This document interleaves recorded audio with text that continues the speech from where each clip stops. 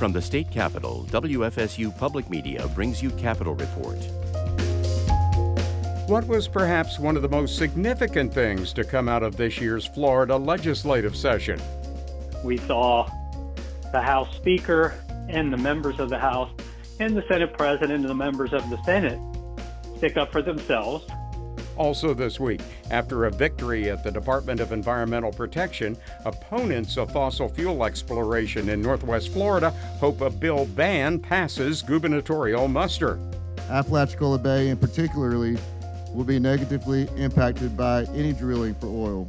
We'll also see how the evacuation of Israel is having an impact in Florida, and we'll plumb the effect of name, image, and likeness regulations on collegiate sports. I'm Tom Flanagan. Online and on air, this is Capitol Report and the end-of-week wrap-up of top stories from Tallahassee.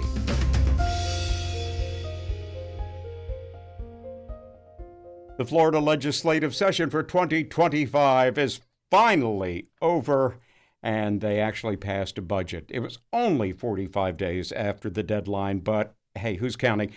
And it was 2 weeks ahead of the real drop-dead date for the state to be either in a position to pay its bills or to go into complete shutdown. So we have our intrepid Capitol reporter, Tristan Wood, with us, who is able to kind of peel the layers back on this onion and let us know what happened during those frantic final weeks of the legislative session. Hey, Tristan. Hey, Tom. How you doing? Okay, so the budget package finally came through. What does it look like now that the session has finally come to an end? So a lot of the fighting in this long standoff was about how to reduce taxes. And in the end, no one got exactly what they wanted. Instead of the property tax cut Governor DeSantis wanted, he's getting a study of property tax cuts. So they didn't pass a proposal that would go on the ballot in 2026 yet. There's going to be a study that will come back for next session. The budget deal that they did pass relies on an increase in property tax revenues to pay for K through 12 schools as well. So definitely not the direction DeSantis wanted. And instead of an overall sales tax cut that House Speaker Daniel Perez wanted, they got a series of cuts on sales taxes on select items like clothing under $75, kind of the proposal that Senate President Ben Albritton wanted. In a way, you can say that this final tax package was truly a great compromise because everyone left angry with little to show for their base. Something for everyone to hate. Okay, sounds like a great compromise, but still not a done deal yet. The Gov has to get to it. And how is this going to play out since the Gov can go in and cherry pick what he likes and what he doesn't like? So it's unclear just how much he's going to strike, but some people I spoke with, like University of Central Florida political science professor Aubrey Jewett, say the fighting DeSantis had on the budget and other issues means he will likely wield his veto pen a lot. But that's not really out of character for him. He has vetoed billions of dollars in spending over the last 5-6 years. And so I suspect, I don't know if it'll be $1 billion because this budget's already a couple billion less than last year. So it's a pretty tight budget. But I certainly expect the governor will wield that veto pen a lot. Now, keep your eyes peeled on projects from specific people that fought with DeSantis, like Pensacola State Representative Alex Andrade. He's the one that led the charge against the Hope Florida Foundation by investigating them in ties to that Medicaid scandal that was dominating headlines this session.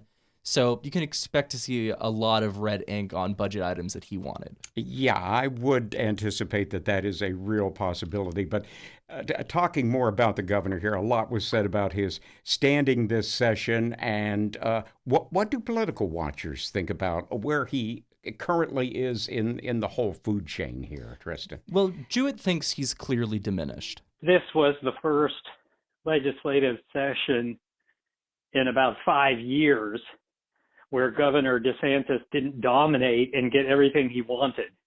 Instead, we saw the House Speaker and the members of the House and the Senate President and the members of the Senate stick up for themselves and make the point that they were an independent branch, that they were supposed to provide checks and balances to the governor. And they did that on several noteworthy occasions. But Jewett did note he's still powerful. Critics have argued that those in his circle exerted influence in stuff outside of session, like FAMU's Board of Trustees' selection of Marva Johnson as its president, and other political issues. So even if he's a lame duck, he's still governor of the third largest state in the country with a line item veto, so he's not going to be insignificant. And that pen can be far mightier than the sword when it comes to vetoing, and we'll see how that goes down in the days to come. Tristan Wood, our Capitol reporter, here on Capitol Report. Thanks so much, Tristan. No problem, Tom.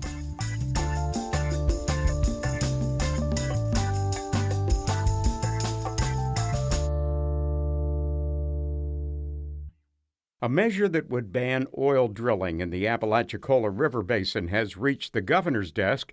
Margie Menzel takes us to the city of Apalachicola, where some 200 people recently rallied in support of the measure, saying their livelihoods and way of life are in the governor's hands. A crowd of hundreds spills out of the Apalachicola Yacht Club and into the street, where local oysters and beer are flowing. Members of the crowd are calling on Governor Ron DeSantis to sign the measure. Monty Aiken, an oyster farmer in Apalachicola and Alligator Harbor, was among them. Apalachicola Bay, in particularly, will be negatively impacted by any drilling for oil, whether directly or by the negative associations that may impact tourism. Aiken read from a letter he'd sent to DeSantis, speaking proudly of his military service. I implore you as my governor to pass this bill that will protect not just my oyster farms, but the way of life that I serve to protect. The bill would ban drilling, exploration, or production of petroleum products within 10 miles of a national estuarine research reserve. The measure followed the application by a Louisiana-based company, Clearwater Land and Mineral LLC, for a permit to drill in the river basin last year. The proposal raised concerns for environmentalists as well as people in the seafood industry, who say they remember the impact of the 2010 BP oil spill, which wrought havoc on their industry. They worry that allowing drilling so close to the bay could open the door to another disaster. Addis Amuson is a Franklin County commissioner and the owner of Amuson Seafood. He says the bay's been closed to the wild harvesting of oysters since 2020, in part to make up for damage caused by the oil spill years before.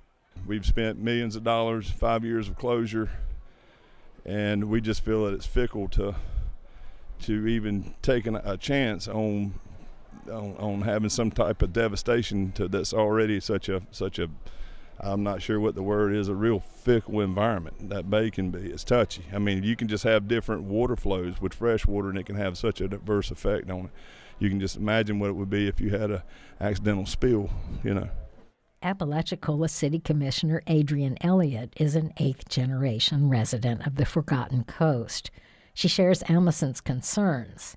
Just in her lifetime, she says, the area has declined due to disasters like the BP oil spill and Hurricane Michael. But she sees the so-called Kill the Drill bill as a solution. This is one thing that we can stop. It takes one signature to make sure that all of our property rights, all of our heritage, all of the work, all of the funding, the public interest that has been invested by not just us in this community, not just our legislators, but by our entire state. Some participants at the rally say they've heard rumors the governor could veto the measure. But Adrienne Johnson of the Florida Shellfish Aquaculture Association says DeSantis has invested so much in the bay already that it makes sense for him to sign the measure. I think that he has, under his governorship, has invested millions of dollars to help restore the bay. And so I think that this bill aligns with those values. So I think that that's part of what we, as far as his track record, that will continue. And that's what we're hoping for. An administrative law judge has denied one of Clearwater's permits, and the Department of Environmental Protection then did the same. But environmentalists say Clearwater has more permits for drilling in the area pending. Johnson says if DeSantis signs the bill, the river basin will be protected in the longer term.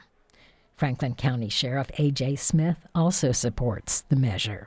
I have complete confidence in our governor. He's a good governor. He's going to do the right thing. I don't have any doubt that he's going to do the right thing with this bill. Not everyone supports the legislation as it stands. As the bill moved through the House of Representatives, Eric Hamilton, Associate Director of the American Petroleum Institute, said he appreciated its environmental concerns, but thought the 10-mile barrier was too far. I just wanted to express our support for the environmental side of the bill.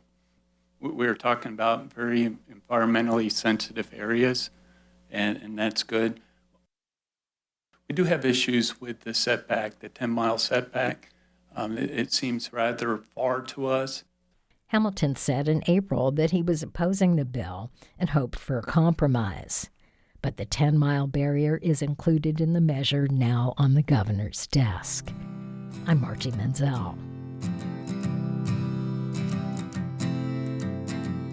Coming up on Capitol Report, Florida has its own Emancipation Day on May 20th, but it also observes the national end of enslavement celebration called Juneteenth.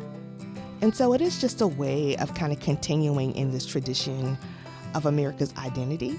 As evacuation takes place in Israel, we'll check out the Florida connection. If you're an American and your passport looks like Governor DeSantis's, we want you home and out of the danger. There's a new and exciting screening tool for cervical cancer. We'll find out more about it. So it is a game changer for women. And we'll get an update on how the issue of name, image, and likeness profit sharing is impacting collegiate sports. This is all really the Wild West. We've been saying this for 4 years, and I don't know how you can emphasize it's even more Wild West than it was before it was the Wild West.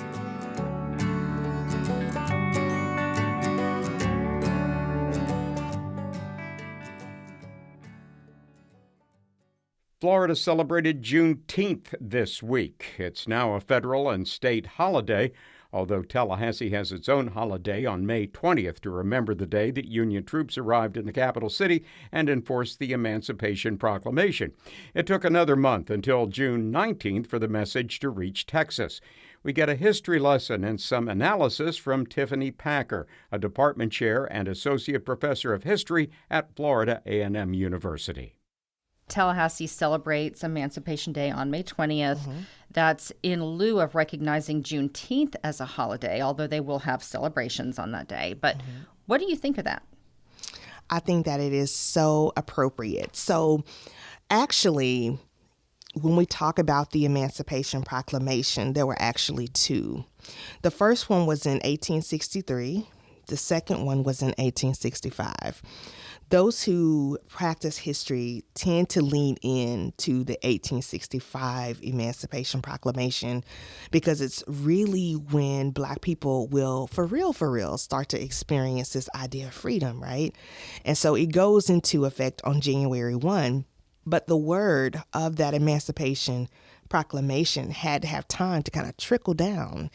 And for some states, even if they heard about it, they still were kind of stubborn and resistant in some cases of actually practicing it, right? So for the state of Florida, it is May 20th that we will have the announcement of the Emancipation Proclamation in front of what is now understood as the Knott House, where the people in Florida will learn of their freedom because, interestingly, roughly 75% of the residents of Leon County were enslaved populations. So this was a really big deal to get that word at that particular date. So May 20th is just a way that the state of Florida is being intentional about notating and celebrating its own personal emancipation.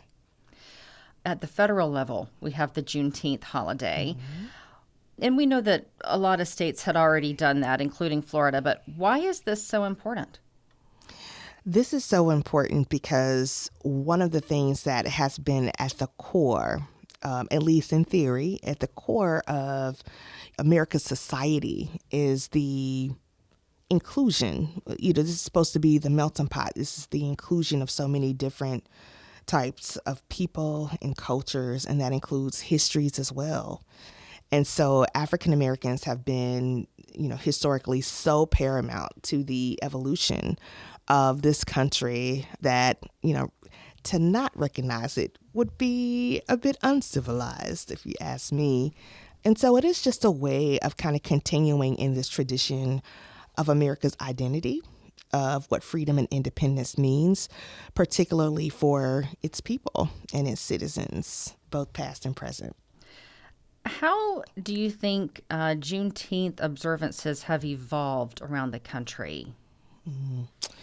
I think that it has involved in some major ways because, honestly, and I consider myself to be a young lady, but even when I was a girl, if I'm being completely honest, I don't know that I really knew that much about Juneteenth.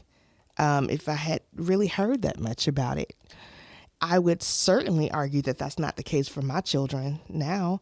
Of course, they know Juneteenth, are familiar with it, they're knowledgeable of it. And so just simply people knowing about it, I think, is a sign of huge progression and a victory of sorts. And so I think knowing about it has more so to do with acknowledgement, things that come along with it, like parades and festivals and different celebrations have kind of aided and assisted in how we know what it is and the relevance of it as well. If you were to be the one to craft a Juneteenth celebration or to mark it somehow, what is your ideal day to mark Juneteenth? Ooh, my ideal day is probably, it's so full, right? So full. It would be filled with some sort of festivals, which would include gospel music. It would include African dancing. It would include workshops around community building. But guess what? It would also include eating red velvet cake. Well, it would include red Kool-Aid. I support that. Because, red is such a symbolic color for Juneteenth because it represents the blood of the people, the bloodshed of those that, sacrificed their life for the ultimate gift of freedom. So people tend to eat and prepare red things or wear red things, right? To commemorate Juneteenth. That was FAMU Associate Professor of History and Department Chair Tiffany Packer speaking with Gina Jordan. As Israel and Iran continue to trade strikes, Florida locals are coordinating efforts to bring Americans back home. WGCU's Elizabeth Andarji has more. Israel has 3 main airports. They're all closed right now, and the U.S. has issued a blunt warning. Americans need to leave Israel immediately. The problem is, with airports shut down, getting out isn't exactly straightforward. That's where Brian Stern comes in, chairman and founder of Grable Rescue, a nonprofit helping Americans evacuate high-risk areas. Our current status is we have between 1,100 and 1,300 individual requests for rescue. While his team works overseas, he runs the nonprofit from Tampa. So who's on this team? Veterans, Navy SEALs, even former intelligence officers. A tweet from Florida Senator Jay Collins says he's also en route to Israel.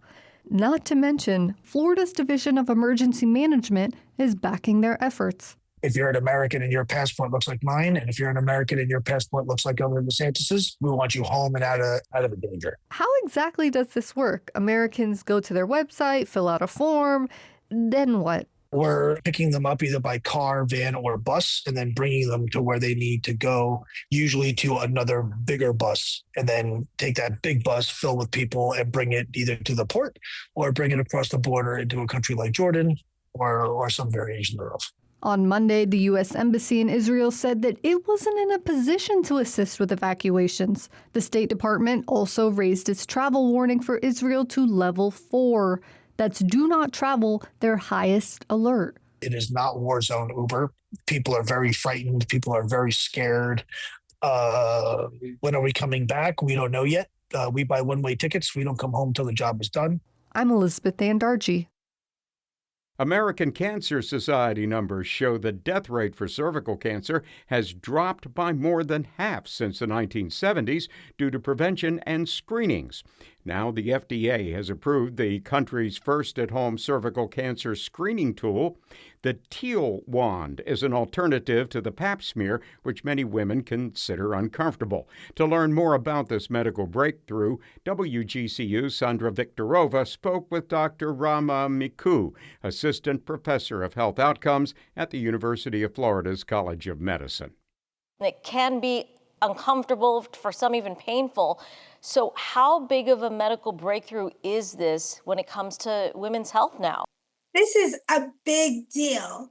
It is a very exciting time for women, especially. I'm not the only one who does not find the pap smear to be a very exciting procedure. What this means for women is that they can take their health into their own hands. And the biggest barrier to getting the pap smear done, as you mentioned, is the uncomfortableness of the test. So what this new breakthrough means is that women can take that test home. They can self-swab in the comfort and privacy of their home, and then they can mail the test back to the doctor's office, and the doctor's office or the lab will then tell them if they have the HPV virus, which is the leading cause of cervical cancer. So it is a game changer for women. So, doctor, I know that you believe that this will encourage women to get tested, but I am wondering, I was reading on their website, the Teal Wand's website, that it's a prescription device for women ages 25 to 65 at average risk. Do you have any concerns that perhaps people may be at greater risk and don't really realize that they are and they're going to go get this exam, or that perhaps we're missing out on having a doctor there performing it and visually being able to see all of a woman's anatomy to make sure that everything's okay? Unfortunately, in the US, 4,000 women die every year of cervical cancer. And our research shows that the women who are dying from cervical cancer are the ones that don't have access to health care. They don't have a primary care provider to check them physically. The reason why this test is so important is because we are trying to reach those women who don't have access. Our healthcare system is very complex and there's a lot of challenges, but just the availability and having this option of going through a company if you're not insured, for example, and if you don't have the time to physically go to a doctor, this test is making it easier for those women who are missing out on screening. That was Dr. Rama Miku of the University of Florida speaking with WGCU's Sandra Viktorova. You're listening to Capitol Report from WFSU Public Media. I'm Tom Flanagan. Finally this week, colleges and universities can now directly pay their athletes for their fame after a federal judge granted approval to settle a lawsuit between the NCAA and former student athletes. More than $2 billion will be paid out to former athletes who were barred from earnings while they were in college. Florida has allowed student athletes to make money off their name, image, and likeness, or NIL, for the past 4 years using collectives. The Florida Roundup's Tom Hudson spoke with a Florida sports agent about the new era of collegiate athletics. The college football season is just 2.5 months away from kickoff, and it will be a very different season this year in Florida. You see, college athletes scored a big win this month. A lawsuit that began back in 2020 had thousands of current and former college athletes suing the NCAA over restrictions on their ability to be paid. For decades, the hallmark of college athletics was their amateur status, the so-called student athlete, with student purposefully coming first in that phrase. College swimmers and football players and golfers could earn scholarships, but they could not profit off of their performance or popularity. Well, Florida has allowed student athletes to make money off their name, image, and likeness for the past 4 years using collectives. These are independent from universities. Now, colleges and universities can directly pay their athletes for their fame. And former student athletes will share $2.6 billion in back damages nationwide. Florida college athletes will get a share of that because the Sunshine State, after all, is a powerhouse for college athletics. Miji Suarez has been working with college athletes and marketing deals since Florida became one of the first states allowing the deals. She's the head of talent at sports agency Raymond Representation. She's based in Orlando. This is all really the Wild West. We've been saying this for 4 years, and I don't know how you can emphasize it's even more Wild West than it was before it was the Wild West. It's now the Wild West. Under the settlement this month, schools will be limited to splitting no more than $20 million a year with their athletes.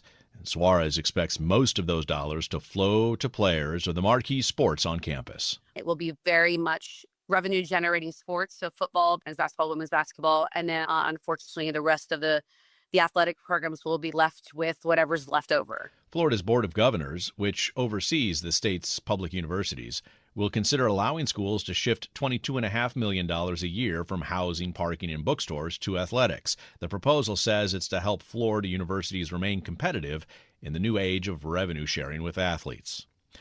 Now, there is an effort to stop the entire deal with the NCAA from going forward.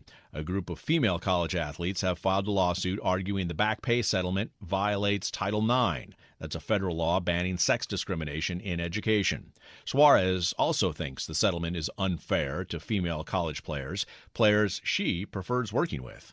We've built a really big women's division due in part to the fact that women just are so much easier to work with in the marketing space. They're very thorough, they're very detail oriented, and they're willing to put in the work and the effort because they know that the payout's going to be worth it at the end.